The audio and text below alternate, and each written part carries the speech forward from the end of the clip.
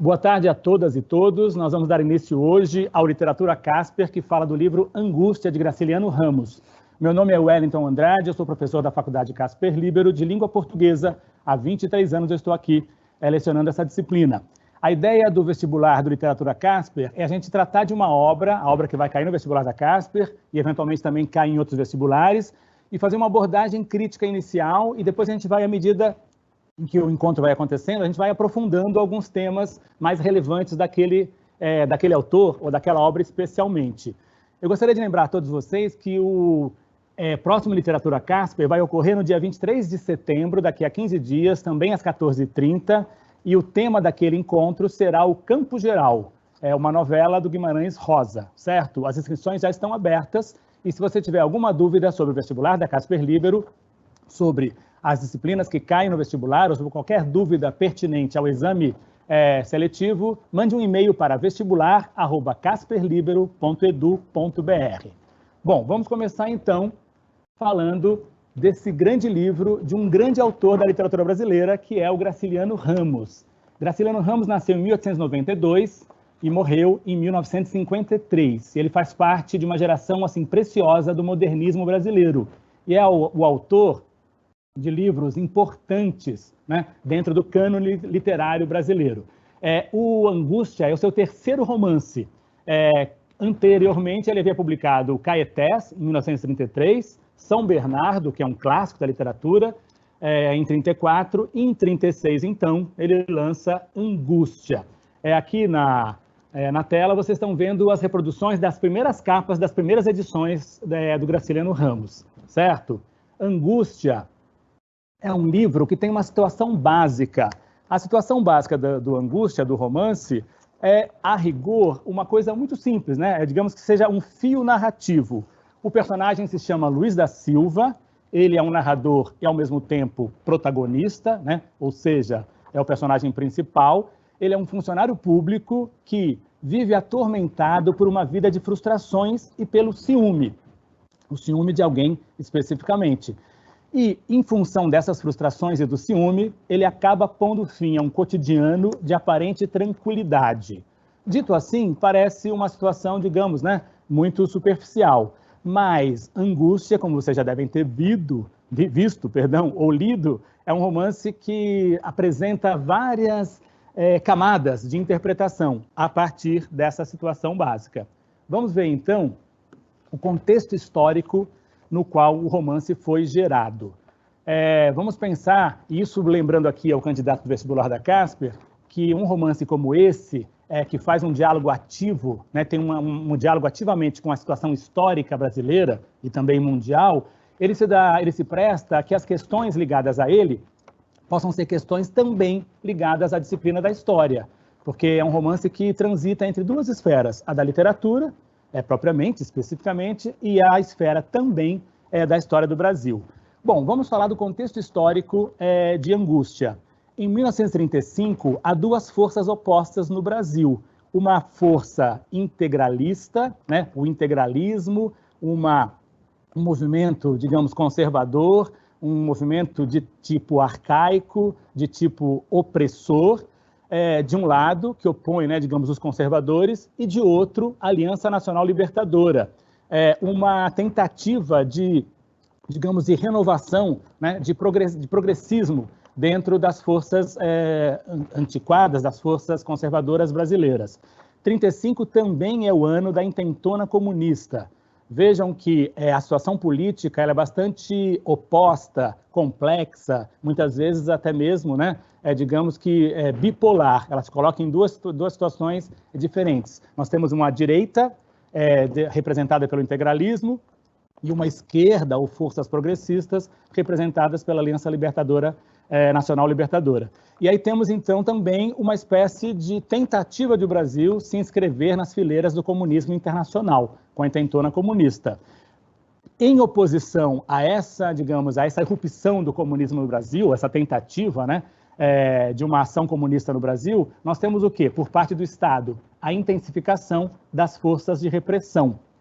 O Estado brasileiro, então, começa a se aparelhar e começa a lutar digamos que institucionalmente, contra as forças progressistas ou contra as forças de esquerda. Como consequência dessa ação do Estado, nós temos o banimento do Partido Comunista Brasileiro. Esse contexto, essa situação que ocorre em 1935, ela culmina em 1937, vocês sabem disso, estudando História do Brasil, culmina com a declaração do Estado Novo, né? A decretação do Estado Novo pelas forças conservadoras, representadas aqui pelo Getúlio Vargas, que havia subido ao poder através da Revolução de 30, havia feito um movimento democrático no primeiro momento, de renovação das forças políticas brasileiras, mas logo depois começa a flertar com o arbítrio, com a intolerância e flertar inclusive com os regimes totalitários europeus. Isso é fundamental, parece que é uma informação menos relevante, mas se vocês já leram um romance, o Angústia, vai ficar muito claro que o personagem, o protagonista, Luiz da Silva, é um intelectual e sobre ele, ou em torno dele, giram figuras que representam mais ou menos essas camadas ideológicas ou partidárias ou políticas, em maior ou menor escala. Vamos pensar também no contexto histórico do Graciliano Ramos, especialmente o que ele escreve num livro importante para a carreira dele e também para a memorialística brasileira, que é um livro chamado Memórias do Cárcere, o livro em que ele escreveu na prisão. Ele foi preso, daqui a pouco vai aparecer esse slide aí na tela de vocês, ele foi preso sem nenhum processo aberto contra ele. Então ele diz no Memórias do Cárcere: o levante do Terceiro Regimento e a Revolução de Natal haviam desencadeado uma perseguição feroz. Tudo se desarticulava, sombrio pessimismo anuviava as almas, tínhamos a impressão de viver numa bárbara colônia alemã. Ele está dizendo, especialmente, né, da tendência do movimento de aproximação do regime político brasileiro aos regimes totalitários europeus, sobretudo o fascismo italiano e o nazismo alemão, e ele está falando de uma espécie de atmosfera de sufocamento, né, uma perseguição, e ele fala de pessimismo. Essa atmosfera, digamos que política e ao mesmo tempo emocional, ela paira sobre toda a tessitura do romance Angústia. Vocês vão perceber isso. O próprio nome do romance já demonstra, né, a ideia de uma situação aflitiva, de uma aflição em que se encontra o personagem, e o tempo todo, em todas as páginas, né, de todas as páginas, escorre um fio de pessimismo, um fio, digamos, de alguma coisa persecutória, de desarticulação, né, que paira sobre os personagens. Ainda falando sobre o contexto histórico, é importante a declaração que a neta do Graciliano Ramos, a professora Elizabeth Ramos, dá a respeito do livro. É, portanto, nessa atmosfera angustiante de perseguições, telefonemas anônimos, cheios de ameaças veladas, insultos, delações e apatia intelectual, que Angústia, terceiro romance graciliano, é tecido. De novo, né, parece que o romance está tratando de um assunto mais ligado à matéria romântica, um amor não correspondido ou um amor que resvala em ciúmes, e a partir desse ciúme, então, o personagem acaba, né, assumindo um comportamento, digamos que antissocial. Sim, a matéria de ponta do romance é essa mesma, mas o tempo todo, para você, leitor, é preciso ficar claro que o romance não dissimula as suas marcas históricas. O romance não, digamos, negligencia todo esse contexto histórico-político brasileiro que lhe serve de suporte. Temos também ainda um contexto, né, digamos que pessoal, um contexto mesmo ligado à biografia particular do Graciliano Ramos. Ele mesmo, no momento em que ele estava escrevendo o livro, ele vivia os sentimentos de angústia e desconforto pela situação política e pela dificuldade de escrever. No Memórias do Cárcere, esse grande livro, como eu falei, do memorialismo brasileiro, ele tem várias passagens no livro em que ele fala da dificuldade que era dar prosseguimento à escrita de Angústia. Podemos até fazer uma espécie de brincadeira aqui. O romance Angústia foi escrito numa situação também angustiante, também foi escrito de maneira, né, digamos, aflitiva para o próprio autor. E aí ele se declara, ele declara a respeito do livro: Angústia é um livro escrito em tempos de perturbações, mudanças, encrencas de todo gênero. Ora, é uma informação, digamos, muito básica. Luiz da Silva é um sujeito que está sofrendo um tipo de perturbação psicológico, um tipo de perturbação psicológica, política, social e existencial em larga escala. Acho que essa é uma matéria importante, assim, né, que a gente não pode abrir mão em relação à abordagem do romance. O que acontece na vida do Graciliano Ramos nos anos 30, por volta da publicação, por volta da escritura do romance? Ele é demitido do cargo de diretor de instrução pública de Alagoas, uma espécie de secretário de educação, né, do Estado. E ele é demitido sem muita justificativa, né? Ele está sofrendo também perseguição, porque depois, como ele vem a saber, ele está sendo alvo de perseguição política pela postura que ele toma nos romances anteriormente publicados. Ele continua trabalhando no romance, e aí vale aqui a leitura de uma citação que ele faz também no Memórias do Cárcere. Eu vou pedir licença para vocês aqui para fazer essa leitura. Vejam só, o meu Luiz da Silva era um falastrão, vivia a badalar à toa reminiscências da infância, vendo cordas em toda parte. Vocês vão perceber que a infância é fundamental, né, no desenvolvimento do romance, e a imagem da corda, a gente vai falar melhor sobre isso daqui a pouco, também é uma imagem fundamental. Aquele assassinato, realizado em 27 dias de esforço, com razoável gasto de café e aguardente, dava-me impressão de falsidade. Aqui o autor diz que não estava muito satisfeito com o resultado que ele vinha, né, obtendo na escritura do romance. Realmente, eu era um assassino bem chinfrim. O delírio final se atamancara numa noite e fervilhava de redundâncias. Enfim, não era impossível canalizar esses derramamentos. O Angústia é um livro considerado excessivo pelo próprio autor. Parece que tem muitas rebarbas, parece que tem muitos exageros. A gente também vai examinar esse assunto daqui a pouco. O diabo era que no livro abundavam desconexões, talvez irremediáveis. Necessário ainda suar muito para minorar as falhas evidentes. Mas onde achar sossego? O autor entende, então, que a escritura do livro é uma escritura problemática. O livro talvez, né, esteja sendo feito de maneira não organizada, não coerente. Só que a gente vai ver justamente nessas falhas, nessas pretensas falhas, delas que nasce a grande força expressiva do romance. Às vezes, quando a literatura parece que fracassa, né, ela propriamente problematiza uma questão que não está somente nela, a literatura, como também está na vida social mais ampla. O que a gente pode dizer, né, fazer algumas relações em relação à relação entre o autor e o narrador. Certas passagens desse livro, diz o Graciliano, não me descontentavam, mas era preciso refazê-lo, suprimir repetições inúteis, eliminar pelo menos um terço dele. De novo, o autor considera o livro excessivo, um livro redundante, um livro que merece uma espécie de secura. Quem leu Vidas Secas há de se lembrar disso. Vidas Secas tem uma escritura totalmente diferente, uma escritura essencial, né? O narrador de Vidas Secas vai justamente buscar o essencial. Aqui o escritor de Angústia imagina que ele está sendo excessivo, que ele está cometendo certos, né, exageros ou certas redundâncias. Essa definição do Graciliano Ramos a respeito do livro encontra eco, tem uma certa, né, digamos, correspondência com o que o Luiz da Silva, o narrador, protagonista, diz a respeito dele mesmo no livro. Falta-me tranquilidade, falta-me inocência, estou feito um mulambo que a cidade puiu demais e sujou. Essa frase é considerada pela crítica uma frase assim lapidar do romance, é uma frase que encerra nela mesma uma série de premissas a respeito das quais o romance será estruturado e será analisado.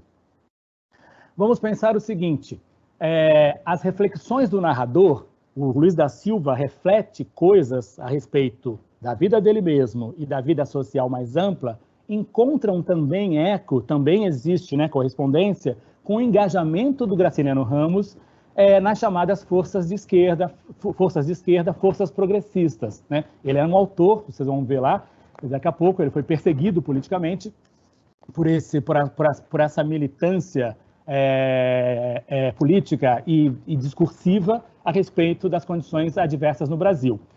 Então, o que a gente pode dizer da situação básica? A morte do Julião Tavares, que é o sujeito que é assassinado, né, cuja morte é tramada ao longo do romance e é assassinado na parte final do romance, talvez corresponda, talvez seja uma espécie de metáfora, né, de uma burguesia contra a qual o Graciliano Ramos e a geração dele queriam lutar, né? O homem burguês brasileiro, a quem, né, se imputava uma espécie de paralisia, né, para que forças mais progressistas, forças mais renovadoras, remodeladoras, pudessem funcionar de fato. O Julião Tavares talvez seja um parasita burguês. Como é que o narrador trata ele? Um sujeito gordo, vermelho, risonho, patriota, falador e escrevedor. Resume tudo o que oprime Luiz. O que Luiz está reclamando a rigor, né, Luiz da Silva, da figura do Julião Tavares? O dinheiro fácil, o berço de ouro, a convivência social, a mediocridade intelectual, o poder de corromper e sair ileso. Talvez essa classe burguesa representada pelo Julião Tavares represente muito bem esses valores, né? Ou melhor, esses antivalores contra os quais a geração do Graciliano Ramos queria lutar e queria, na verdade, né, impor um novo modelo de um Brasil, um Brasil talvez mais democrático, mais acessível a todos.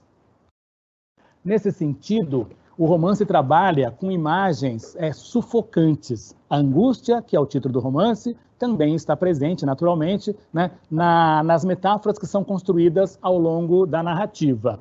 Primeiramente, há muitas imagens de sufocamento que começariam, a rigor, com as lembranças do narrador a respeito de como um pai dele tinha uma espécie de obsessão por afogá-lo nas aulas de natação.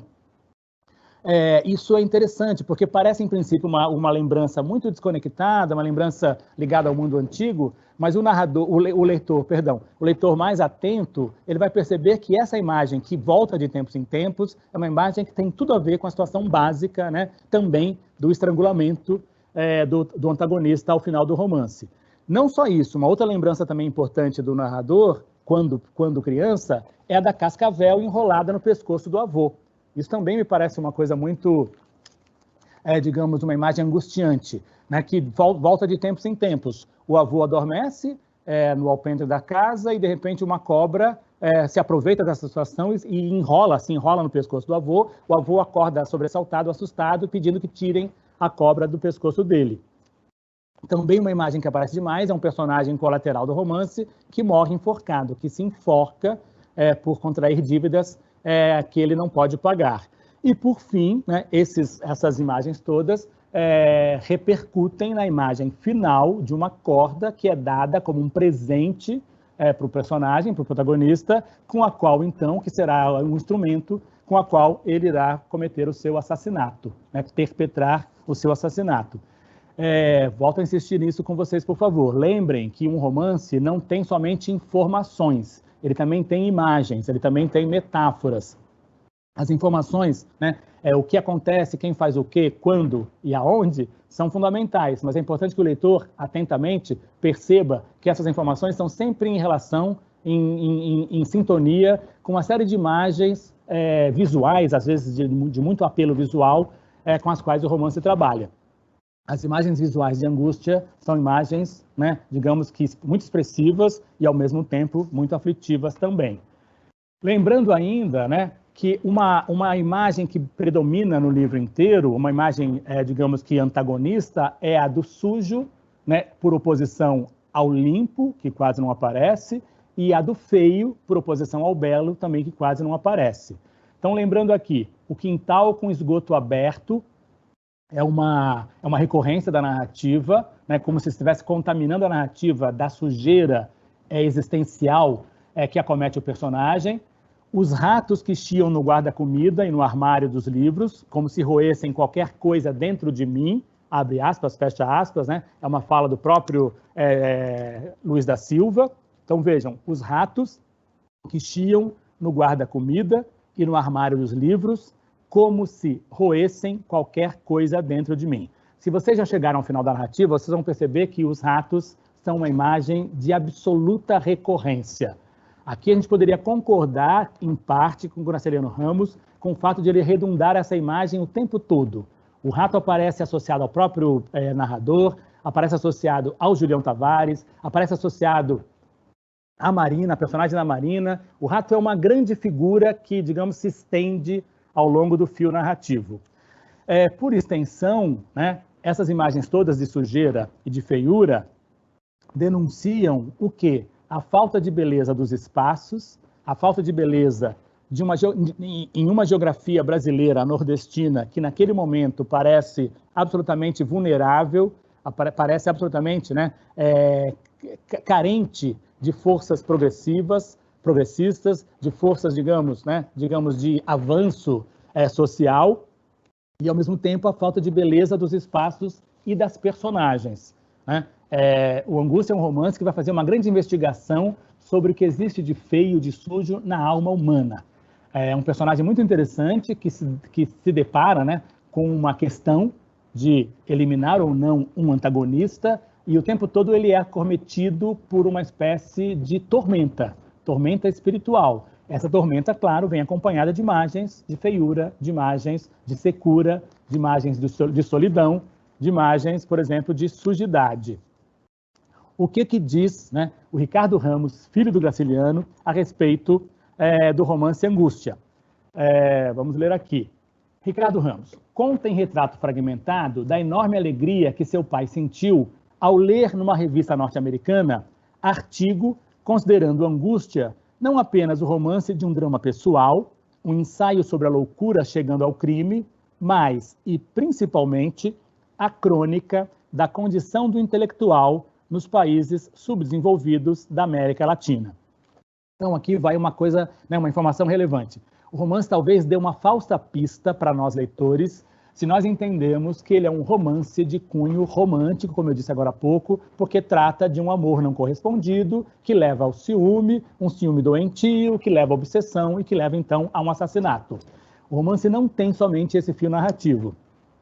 A esse fio se articula uma grande, digamos, um grande painel político que parece circunscrito ao cenário brasileiro, especialmente, mas que essa crítica norte-americana veio, inclusive, ampliada para a situação latino-americana de maneira geral, né?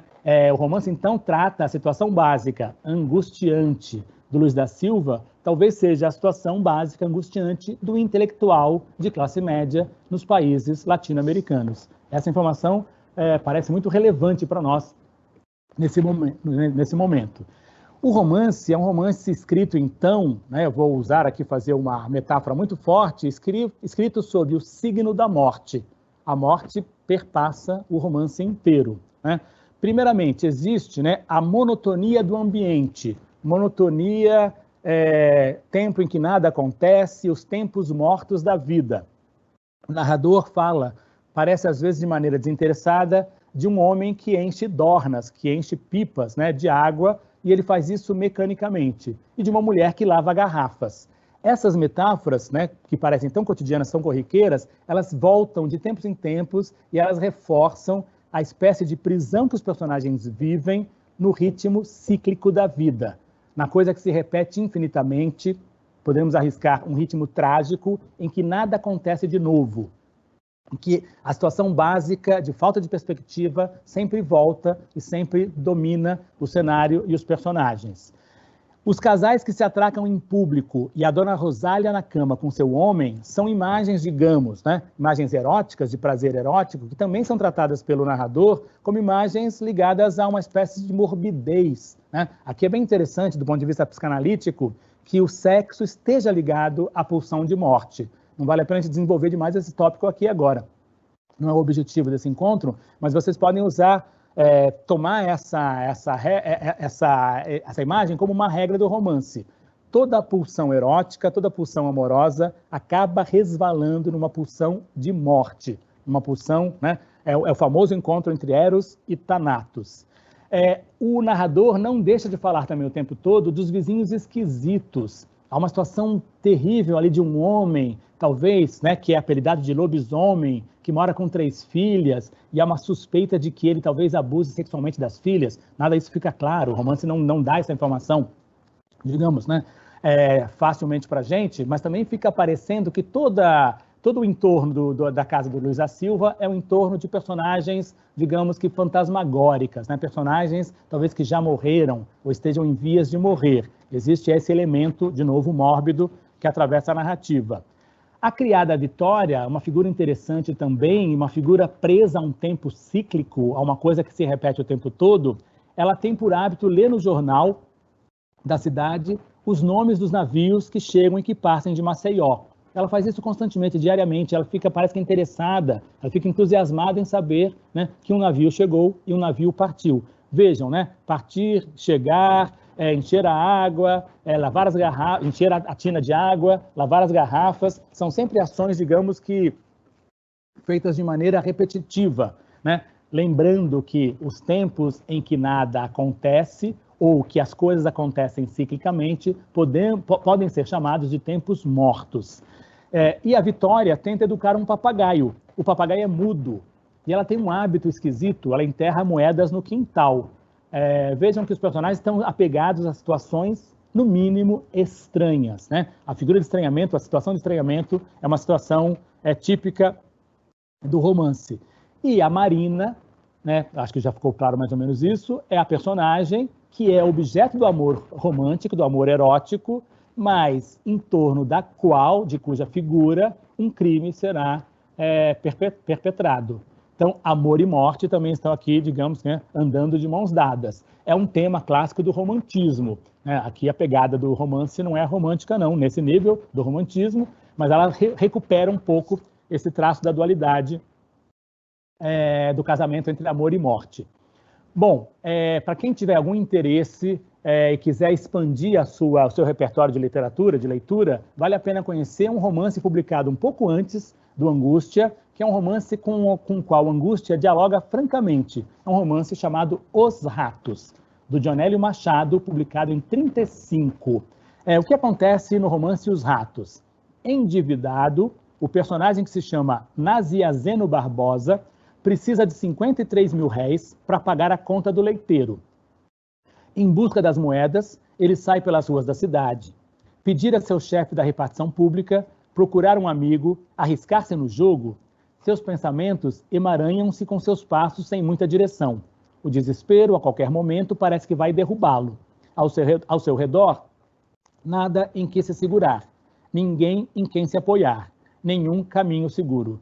O protagonista de Os Ratos lembra muito o protagonista de Angústia. A situação básica é a mesma. E vejam, é uma geração que está explorando demais a imagem do rato.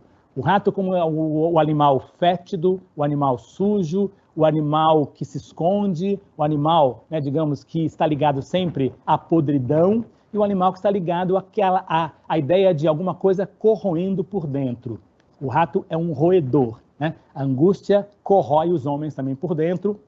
O desespero do Naziazeno Barbosa também, né, digamos, corrói o personagem por dentro. Outra relação direta, para quem quiser ampliar o seu repertório literário, outro romance que, de certa maneira, né, tem uma interlocução muito inteligente com Angústia, é o Crime e Castigo. É um clássico do Dostoiévski, publicado muito antes, no século XIX, 1866. A boa parte da crítica acredita, inclusive, que Luiz da Silva é uma espécie de Raskolnikov, que é o personagem, o protagonista de Crime e Castigo, e eu vou ler aqui brevemente, né, a situação básica do romance do Dostoiévski. Raskolnikov, um jovem estudante, pobre e desesperado, perambula pelas ruas de São Petersburgo, até cometer um crime que tentará justificar por uma teoria. Grandes homens como César ou Napoleão foram assassinos absolvidos pela história. Este ato desencadeia uma narrativa labiríntica, que arrasta o leitor por becos, tabernas e pequenos cômodos, povoados de personagens que lutam para preservar sua dignidade contra as várias formas de tirania. Ou seja, são dois exemplos somente, a gente poderia falar de outros exemplos, mas são dois livros, duas narrativas que dialogam diretamente com a angústia, porque trabalham com uma ideia de uma angústia existencial que impele o sujeito ao crime. Angústia existencial aqui é alguma coisa, né, que o personagem com a qual ele luta internamente e que ele resolve, então, externar, colocar para fora sob a forma de um crime, de um assassinato, de alguma coisa violenta, de alguma coisa bárbara. E, naturalmente, então, o personagem se vê às voltas com essa tormenta, né? A tormenta em relação a esse ato. Vou fazer aqui uma apresentação geral da fortuna crítica. O que dizem os críticos a respeito de Angústia? E depois, então, vou me encaminhar para uma leitura mais, digamos que focada no romance do Graciliano Ramos. Bom, um monólogo interior que tem como pano de fundo a engrenagem social. Isso é importante.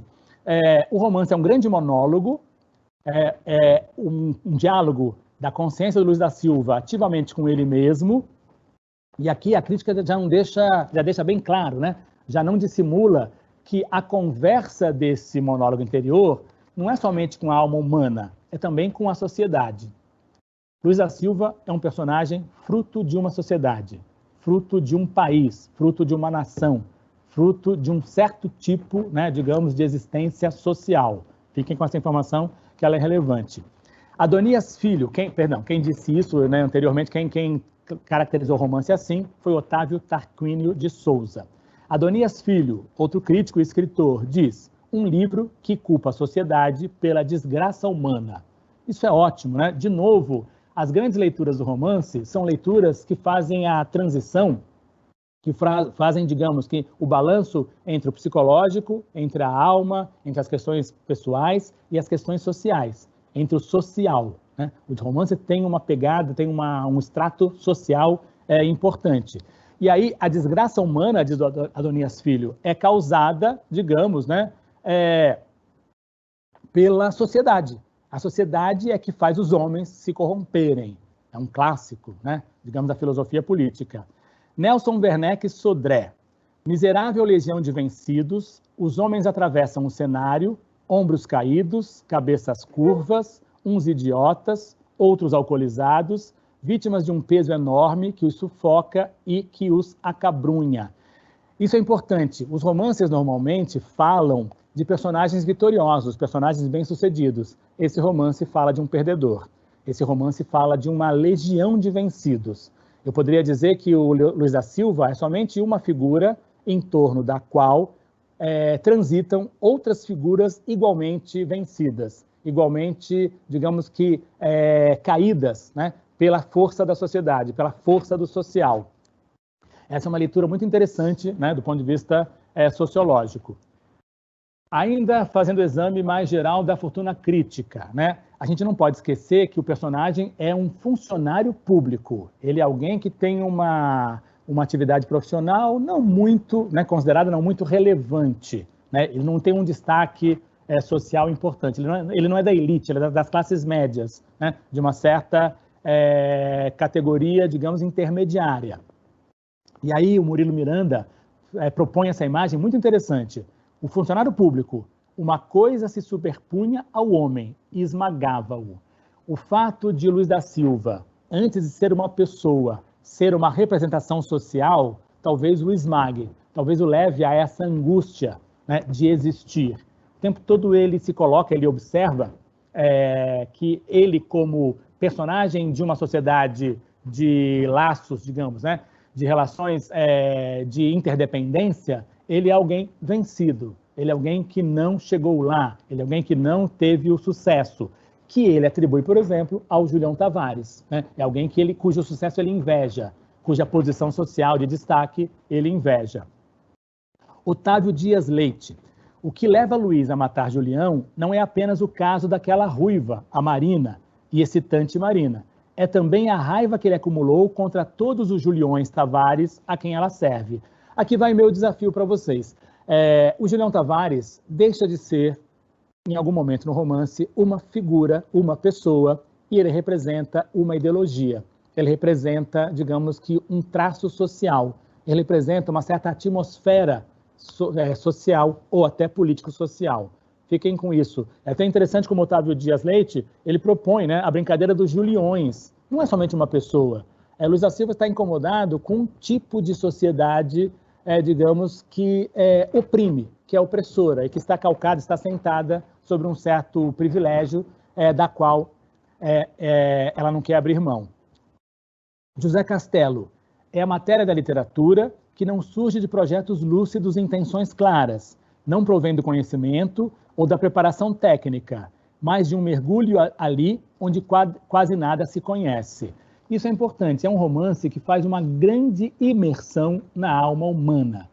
E ele não pode mesmo, né? Talvez a autocrítica que o Graciliano Ramos faça em relação ao romance seja infundada, seja mesmo injusta com ele mesmo. Porque quando você mergulha na alma humana, quando você resolve mergulhar no mais profundo, né, da sujeira, da solidão, do ermo que existe na natureza humana, você não pode ter uma escrita, você não pode ter formas muito bem elaboradas, bonitas, né, digamos que róseas. Você tem que tornar a sua prosa mesmo angustiante, angustiosa, né, mesmo conflitante.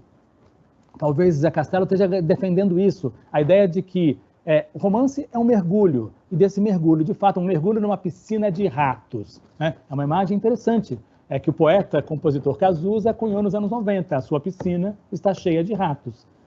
E é a piscina do homem burguês, a piscina do homem, digamos, né, que está sempre assentado sobre os seus privilégios. Eu acho que agora vale a pena a gente, depois desse panorama mais geral, né, mais amplo sobre o romance, fazer uma leitura mais focada, mais centrada em alguns aspectos que parecem fundamentais. E eu aproveitaria aqui, então, o pós-fácil que o professor Silviano Santiago escreveu para uma edição do romance de 2004. Só que esse pós-fácil foi agora relançado nessa edição do romance, que comemora 75 anos de lançamento da obra. Aqui, um dos últimos textos, é um livro, uma edição que reúne a fortuna crítica, e um dos últimos textos, então, é esse famoso pós-fácil do professor Silviano Santiago, um crítico literário importante, de ação fundamental, assim, de militância literária fundamental no Brasil, e é sobre ele que a gente vai falar um pouco agora, para encaminhar uma certa discussão, digamos, mais bem amarrada, para que a gente entenda melhor o romance. Primeiro, o que diz o professor Silviano Santiago? O livro se organiza por um duplo processo de rememoração. O livro, ou por meio do livro, o Luiz da Silva, ele organiza uma série de lembranças. O primeiro processo ocorre em flashback e vai do primeiro capítulo ao final do penúltimo, tratando do ano e meio da vida de Luiz em Maceió. A gente conhece, digamos, né, no romance, o ano e meio em que o Luiz conheceu a Marina, se interessou pela Marina, a Marina trocou ele pelo Julião, ele então ficou, né, virou uma pessoa, digamos que, ressentida por esse desamor, né, por esse desinteresse que ela mostrou por ele gastou dinheiro com ela, inclusive, e depois, então, a gente conhece essa trajetória acidentada do personagem nesse ano e meio. O crime, que encerra o romance, parte de um domingo de janeiro do ano anterior. Aí vem uma coisa muito interessante, como coronel do sertão, cangaceiro ou cobra sorrateira, Luiz faz justiça com as próprias mãos. Essa é uma das imagens mais bonitas que o romance, na verdade, propõe. O personagem, como no nordestino típico, sofre todo tipo de violência da sociedade que o circunda. Nesse sentido, a gente pode fazer uma aproximação entre Luiz da Silva e o Fabiano de Vidas Secas. Né? Ambos são objetos, digamos, de desprestígio, de desamor, de desinteresse, de disfarçatez, né, da sociedade do entorno. E como é que reage o Luiz da Silva? Usando as mesmas armas da violência que ele sofre na própria pele. Então, quem faz justiça com as próprias mãos é o coronel do sertão, uma figura medieval, uma figura antiquada, uma figura, né, que tende a ser superada historicamente, embora ainda exista no Brasil real. É o cangaceiro, que resolve, então, né, ser uma força de oposição digamos que ao poder instituído, ao Estado de Direito, né, e também faz justiça com as próprias mãos. E as cobras. A cobra, que aparece aqui como personagem importante do romance, também é uma figura sorrateira. O fato de Luiz acabar usando o mesmo expediente das figuras contra as quais ele se opõe problematiza, né, que o Luiz está sendo alvo da violência que ele mesmo sofreu e ele também está sendo o autor da violência que ele mesmo sofreu. Essa é uma imagem muito interessante, que aprisiona o personagem numa espécie de dimensão trágica. Ele não consegue reproduzir outra ordem que não a ordem da própria violência sofrida. Vamos voltar a isso daqui a pouco. Ainda no pós-fácil do professor Silviano Santiago, o que se diz sobre, né, o Luiz? Acuado, o personagem decide compartilhar o que viveu, resumindo a sua experiência solitária e infeliz no último capítulo, no qual, né, no último capítulo, ele faz o quê? Ele faz uma sentença judicial autopunitiva, anterior à justiça dos homens. Isso é interessante, ele expia uma culpa, ele se sente culpado, ele resolve então, né, digamos que expiar essa culpa, colocar para fora essa culpa, e ele se autopune o tempo todo, né? E aí parece que esse estágio é um estágio da vingança e não da justiça propriamente. É um estágio ainda muito primitivo, muito arcaico, de um momento em que a sociedade não tem as garantias, digamos, né, das instituições do direito, das instituições democráticas ou das instituições propriamente humanas, humanísticas, né? Quem faz justiça com as próprias mãos é o bárbaro, é o selvagem, é o animal, digamos. Essa frase do professor Silviano Santiago é um primor de crítica literária. O justiceiro apaixonado permanece como tal, muda o objeto, transforma-se no carrasco de si mesmo. Primeiramente, o Luiz da Silva, ele quer fazer justiça contra o Julião. Depois ele acaba justiçando a si mesmo. Ele mesmo vira objeto da sua justiça. Ele mesmo vira objeto da sua própria violência. Essa prosa, então, atormentada, essa prosa, digamos que, redundante, essa prosa bárbara, com excessos, é uma prosa que trata justamente desse estágio, né, digamos, dessa tormenta interior. Dessa ideia de que alguém precisa ser carrasco de si mesmo. Esse é o primeiro processo de rememoração, né, o processo das coisas que aconteceram nesse ano e meio da ida do Luiz da Silva para Maceió. O segundo processo de rememoração é produto da memória do personagem. E é por meio desse processo que nós sabemos de muitas coisas bem anteriores que ocorreram com Luiz da Silva, como a sua infância, por exemplo, né? Como a sua entrada na vida adulta, por exemplo. Então, memória sempre é fragmentária, ela nunca vem de maneira completa, claro, como a memória, né, nos acomete, ela sempre nos acomete em pílulas. Por meio desses fragmentos, Luiz da Silva passa em revista, passa a limpo, digamos, os 30 e poucos anos de vida que antecedem o momento do encontro decisivo com Marina. E aí, então, nós leitores atentos temos que perceber que há um diálogo constante entre o passado e o presente. O que ele viveu, o que Luiz da Silva viveu, digamos, no âmbito da infância, no âmbito da sua vida pregressa, acaba tendo correspondência, acaba se encontrando diretamente com esse amor mal correspondido pela Marina. Personagens e fatos aparecem levantados pela memória, estão sempre soltos do romance, e sempre parecem, né, digamos que desconexos com a matéria principal. Daí, talvez, dessa desconexão, é que tenha surgido para o Graciliano Ramos a ideia de que fosse um romance que precisasse ser mexido, que precisasse ser reeditado, que precisasse ser enxugado de alguma maneira. Mas a crítica diz, a crítica que entende que o romance tem lá sua genialidade, é uma obra-prima, diz não. Justamente é essa escrita, né, desconexa, essa escrita não organizada é que faz bem, né, para a matéria própria do romance, que é a angústia. Há uma grande narrativa da paixão pela Marina.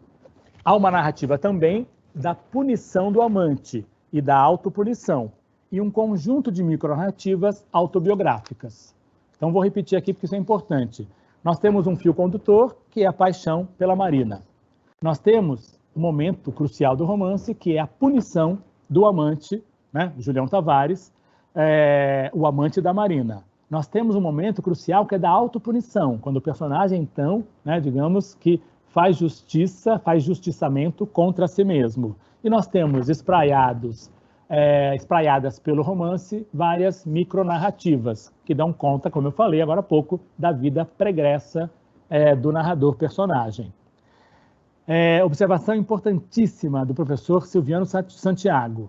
O Brasil das micronarrativas é um Brasil pregresso, é o Brasil da República Velha, de 1889 a 1930, embora seja um pouco anterior ainda. Se fala do avô escravocrata, se fala da avó escravocrata.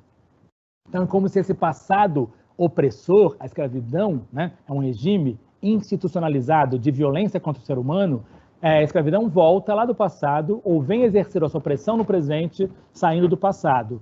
Vejam, é um romance escrito sob a égide da República Nova, né, da Revolução de 30, que rapidamente desregulou no Estado Novo, e é um romance que, ao mesmo tempo, tenta acertar contas com o seu passado histórico recente, né, com uma espécie de entrada do Brasil na modernidade. Quando o Brasil sai da condição imperial e entra na condição republicana, ele estaria fazendo, né, ajustando as suas contas com a modernidade, coisa que nós percebemos que não existe de fato nesse ambiente pelo qual transita Luiz da Silva. Uma informação importantíssima, então, qual é o movimento geográfico que é sustentado por essa transição da República Velha para a Revolução de 30, né, para a República chamada, digamos, nova. A migração que o Brasil faz do campo para a cidade.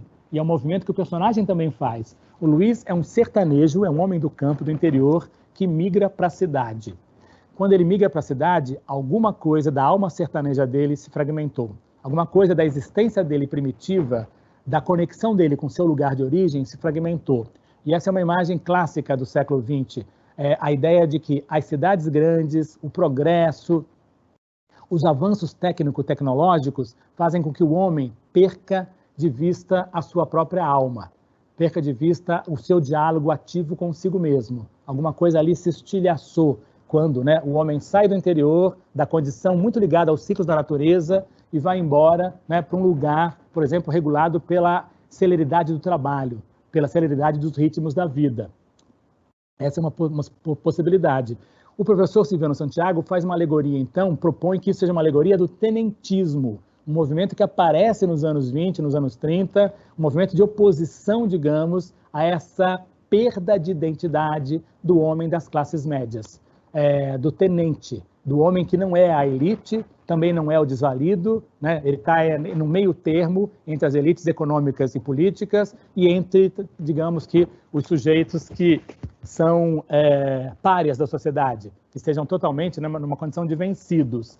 E aí, o tenentismo talvez, né, represente a comunidade rural perdida. Alguma coisa se perdeu quando o homem sai do seu estado, da sua cidade de origem, da sua comunidade de origem, melhor dizendo, e vai para uma cidade cujos rostos ele não reconhece imediatamente.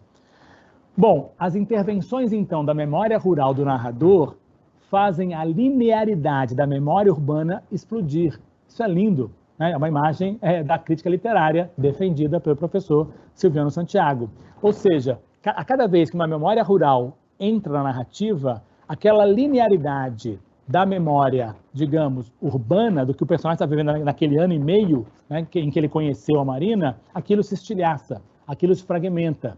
Então, vejam, a forma vira conteúdo, né, e o conteúdo vira forma. O romance está falando de uma consciência fragmentada.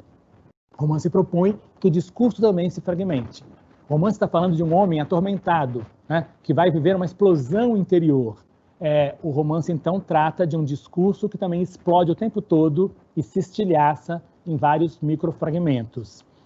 A lembrança dos fatos recentes, a lembrança do que aconteceu com ele desde que ele conheceu a Marina, é alicerçada, mas também quebrada pela lembrança do mundo sertanejo. Então, essa oposição é básica, é um movimento muito bonito no romance, entre o que aconteceu antes, entre um estágio anterior, um lado, digamos, né, novamente rural, de uma comunidade idealizada, das solidariedades todas da vida rural, do apego à natureza, e depois, então, por oposição, à vida urbana, à vida, digamos, da alienação do mundo do trabalho. O trabalho, né, lembrando aqui, é fundamental no romance, o fato de ele ser um funcionário público, que precisa cumprir certos rituais, né, diários, cotidianos também, que desinteressam a ele, escrever certos textos desinteressantes, fingir, né, que está interessado por uma certa escrita, um certo tipo de escrita, também tem a ver com esse movimento. O que diz Luiz da Silva em determinado momento da narrativa? Essa imagem é belíssima. Tenho a impressão de que ele, o bonde, me vai levar ao meu município sertanejo. Esse é uma espécie de apego que o personagem tem de que um objeto do progresso urbano, o bonde, poderia levá-lo de volta àquela condição anterior. Vejam que aqui tem uma imagem belíssima do eixo do espaço sobrepondo ao eixo do tempo. O espaço urbano, né, um bonde, que é um elemento do espaço urbano, poderia fazer uma espécie de inter-relação, comunicação com o eixo do tempo. E aí seria um expresso, né, para o passado. A gente viaja para outros lugares. Luiz da Silva quer viajar para o seu próprio passado. Essa é uma imagem muito bonita.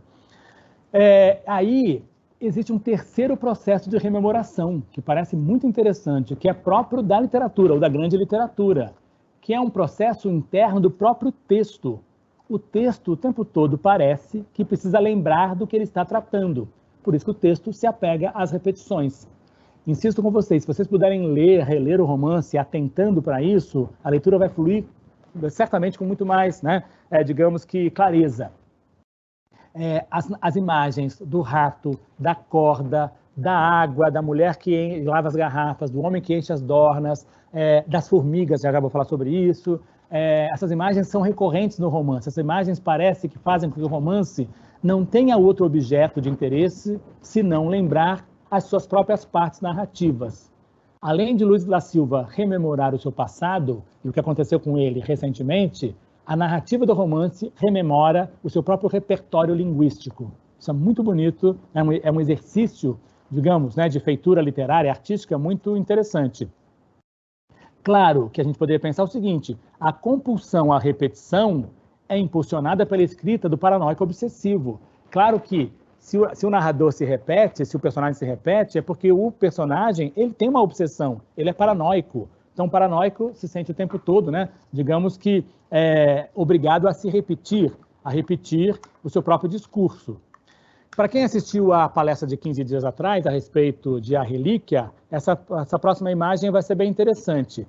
Esse excesso, essa repetição, essa redundância, na verdade, subverte o padrão que era adotado até então pela ficção luso-brasileira e a ficção oitocentista, a ficção do Eça de Queiroz. Eça de Queiroz, em A Relíquia, por exemplo, ele coloca a palavra certa no lugar certo.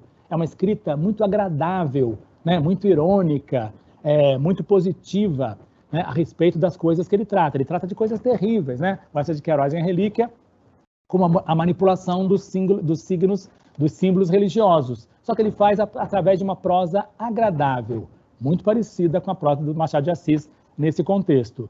Nada menos graciliânico nesse sentido, certo? O graciliano não está preocupado com a palavra certa no lugar certo. Ele está preocupado com a palavra repetida no lugar, digamos, de repetição, no lugar pleonástico. É a sujeira que é tema do romance, que também suja a escrita bem feita, a escrita, digamos, né, bem produzida. E aí temos uma imagem, ou melhor, temos uma técnica do narrador que é linda, que são as imagens que desaparecem pouco a pouco. Quem faz cinema, quem gosta de cinema, sabe que a expressão em inglês é fade in, fade out.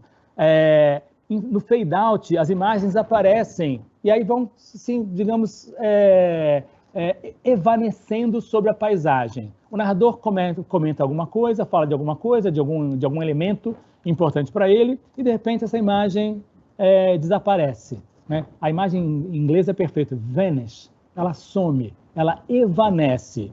E há imagens do fade-in que vão se sobrepondo às anteriores. É um romance que tem uma carga imagética muito grande, um romance que talvez se preste a um roteiro, né? De uma série, de um filme, porque ele tem uma característica de uma visualização, ele tem uma espécie de imagem imagística que vai o tempo todo competindo com a palavra. Vejam que lindo isso.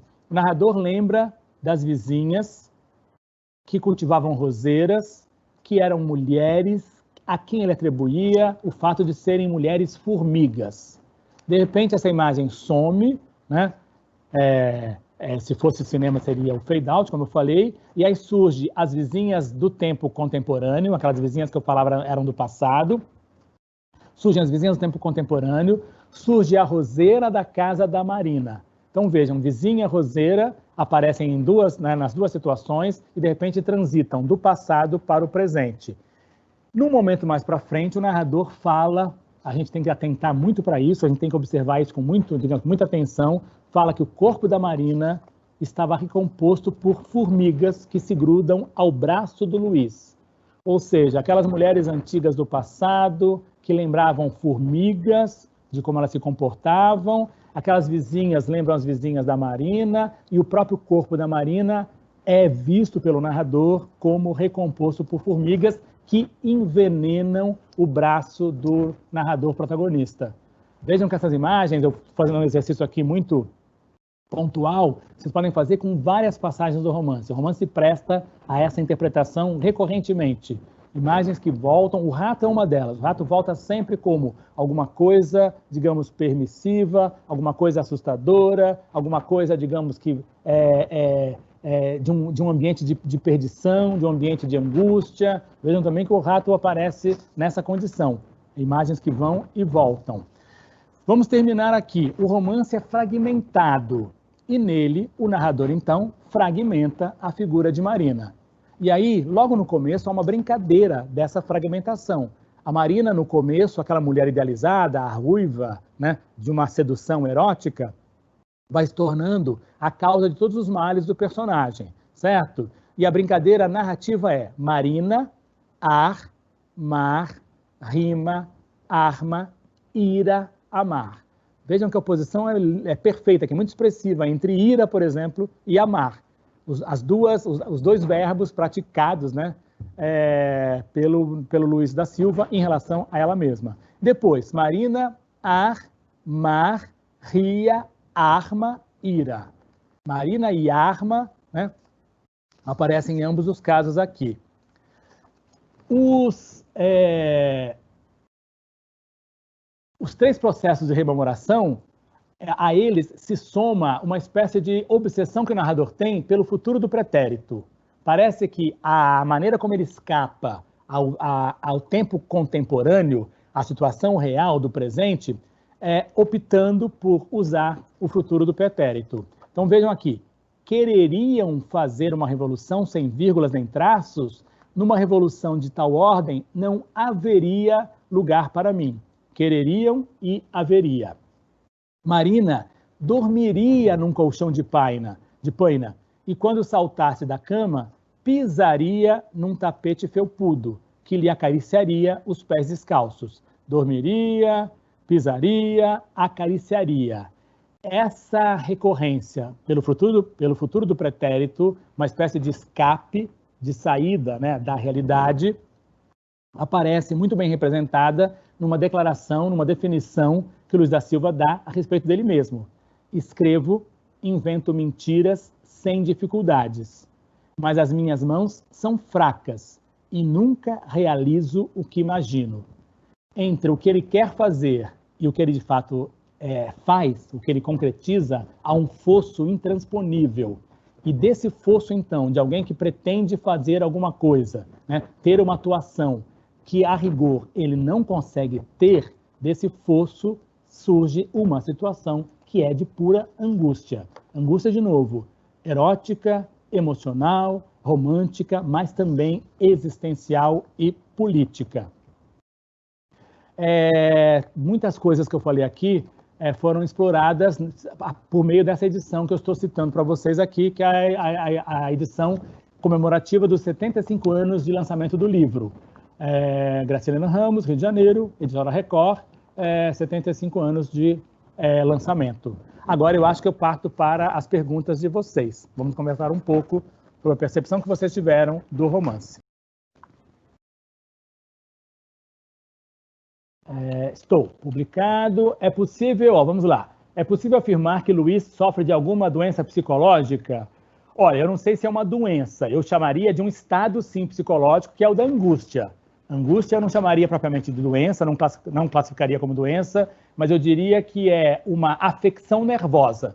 Ele sofre de uma afecção que é a obsessão, digamos, pela figura, em princípio, da Marina e depois, em princípio, do Julião Tavares, e é por meio dessa obsessão que ele sofre uma espécie de patologia, né? Uma obsessão patológica. Mas eu não me arriscaria a dizer que se trata de uma doença classificada por tal nome. O assassinato de João Tavares é um ato inspirado pela vingança ou pela justiça pelos olhos de Luiz da Silva? Ótima pergunta.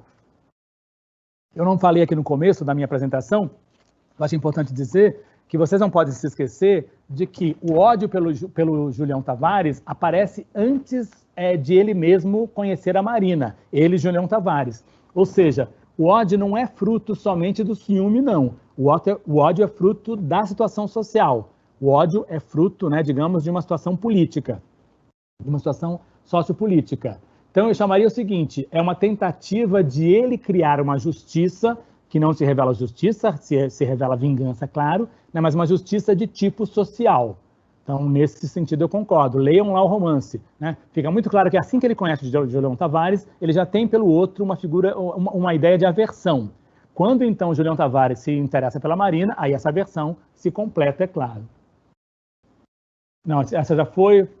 Podemos dizer que a angústia de Graciliano Ramos tem semelhanças com Dom Casmurro de Machado de Assis? Paixão pela vizinha, pessimismo, traição, morte, lembrança do passado?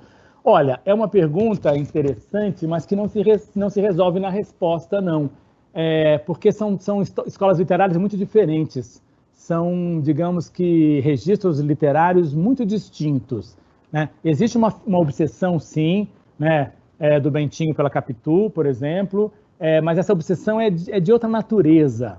Né? O Machado de Assis, embora seja um grande, digamos que, retratista da alma humana, não faz aqui essa perspectiva sociocultural, sociopolítica mais, digamos que, imersiva. Não, ele faz uma coisa mais filosófica. O Machado é um autor mais filosófico, né? Está mais preocupado em fazer afirmações sobre o que é o ser humano. O Graciliano Ramos não, sabe? O que é o homem brasileiro vencido pela violência institucionalizada. São registros diferentes. Boa tarde, poderia afirmar que a angústia tem um caráter expressionista? Ótima pergunta. Já que tem essa preocupação com o interior humano, focando numa espécie de males que atingem as pessoas e a sociedade? Olha, ótima pergunta. O romance é contemporâneo à explosão do expressionismo como gênero artístico na literatura europeia e no cinema europeu, sobretudo no cinema alemão. O romance trabalha com uma espécie de deformação, sim. Né? O personagem vive, digamos que, uma ambiência interna que é, digamos que, deformada quando ele vai para a vida social, quando ele externaliza isso. Então, eu diria que é possível fazer relações, sim, digamos que com o expressionismo, embora não haja nenhuma leitura crítica que afirme de maneira tão assim, categórica que é um romance expressionista. Mas a base, o movimento dessa expressão do íntimo é, sim, expressionista. Sendo o Julião uma representação do ideal capitalista e o Luiz do comunismo, o assassinato representaria uma vitória do comunismo ou uma espécie de manchamento do ideal? É uma pergunta interessante. A gente tem que tomar cuidado porque ela pode virar uma coisa meramente, digamos que, maniqueísta. Né? Uma oposição entre os bons e os maus, entre o capitalismo e o comunismo. O romance não tem essa divisão tão maniqueísta, não. Mas o romance propõe o seguinte, o homem de classe média, né, ou uma certa percepção tenentista da realidade brasileira, se opõe a esse estágio em que a sociedade se assentou, que é esse estágio burguês, representado pelo Julião. Então, de certa maneira, até hoje a gente luta contra isso, contra os privilégios, contra a opressão de cunho sexual. O Julião Tavares é um predador sexual. Ele se interessa por mulheres, né, engravida essas mulheres e depois abandona essas mulheres. Então, de certa maneira, eu não diria que é um comunismo versus capitalismo. Eu diria que é uma figura, digamos, né, que tenta ter um exercício democrático mais universal contra certas figuras que defendem somente o privilégio, que são calcadas, né, digamos que na fama das suas famílias, né, do sábio com quem eu estou falando. Isso eu imagino que seja uma força mais interessante, porque senão parece que a gente está opondo, né, esquerda e direita. E essa oposição binária ou maniqueísta, acho que não nos ajuda a entender o romance, não. Seria incorreto dizer que a sociedade tratada no livro é o produto da própria humanidade repulsiva? Ótima pergunta. Olha, é um romance, digamos que, como é que eu posso dizer, pessimista. É um romance sombrio. É um romance... Né? Vejam uma coisa interessante, o romance não termina com a prisão do assassino. O assassino parece que passou incólume, ele conseguiu se livrar, né, da situação. terrível que ele cometeu. Então, o romance é até pessimista nesse sentido, né? Porque ele defende, talvez, uma certa normalidade social a qual o Luiz da Silva vai retornar depois de ter cometido um ato bárbaro. Então, é um romance pessimista, é um romance, talvez, que fale da repulsa, né? Do homem pelo homem, da repulsa que é viver a vida social. É possível, sim. Pode-se dizer que Julião Tavares representa uma ideologia que oprime, como, por exemplo, os burgueses, e, consequentemente, existe o desejo de Luiz matar e acabar com essa classe social opressora? Eu acho que eu respondi isso agora recentemente. Essa é a matéria básica do romance, sim. Duas classes sociais em oposição. Só que, de novo, eu insisto, o romance não trabalha com isso de maneira maniqueísta. Ele não põe o Luiz da Silva como um herói que precisa defender uma bandeira, então, matando o Julião, todos os problemas são resolvidos. Não, ele desloca o ambiente político para um ambiente também psicológico, um ambiente, digamos que existencial. Então, até hoje nós vivemos, digamos, né, uma falta de justiça social, uma falta de paridade social, de condições democráticas, que nos levam a viver situações de muita angústia. Mas a saída não é simplesmente, né, matar os poderosos e entronizar no poder os fracos e oprimidos. Isso seria uma leitura muito superficial do romance. O romance problematiza o que vai na alma humana. Nesse sentido, vale a pena, insisto, que vocês leiam Crime e Castigo, de Dostoiévski, com o qual o romance dialoga ativamente. O fato de o livro terminar fechando um ciclo de pensamento e começar exatamente da onde parou, como em um grande loop, pode ser associado à monotonia do ambiente, ideia de tempos mortos. Vocês fazem perguntas muito inteligentes, muito boas. Parabéns. Sim, o romance tem esse aspecto cíclico, né? O romance abre com ele sofrendo, digamos, né, a angústia, a situação estressante ou angustiante, e termina, né, voltando a essa situação básica. Eu diria o seguinte, não quero aqui explorar demais essa imagem, que não é o objeto do encontro ou mesmo da prova do vestibular da Casper Libero, mas a situação básica é uma situação trágica. A tragédia tem por imagem principal o círculo fechado. Não tem começo, não tem fim. Você não sabe quando começa e quando termina uma situação trágica, porque ela é uma mola, né, que, digamos que começa um movimento que nunca vai parar. Então, nesse sentido, essa leitura é interessantíssima. O romance, né, começa, ela é uma espécie de Ouroboros, sabe? A cobra que se fecha sobre o seu próprio rabo, a cobra que come o seu próprio rabo. Né? É uma imagem assim, belíssima de uma certa mitologia oriental. Deus não tem começo nem tem fim. Né? Os ciclos trágicos também não tem começo, não tem fim. Graciliano costumava ser mórbido, tem a ver com a literatura da época? Então, a palavra aqui é um pouco forte. O Graciliano é um autor pessimista, não chamaria de mórbido, não. Ele é um sujeito pessimista, ele não vê muita saída, né, nessa sociedade desigual. Ele mesmo, como sujeito, né, digamos, fruto do seu tempo, ele percebeu a desigualdade social brasileira, ele tentou se insurgir contra isso, e ele produziu uma literatura. Vidas Secas é um ótimo exemplo. Né? Vidas Secas digamos que uma denúncia da injustiça social do ponto de vista dos vencidos. Mas São Bernardo é uma denúncia da injustiça social sob o ponto de vista dos vencedores. Né?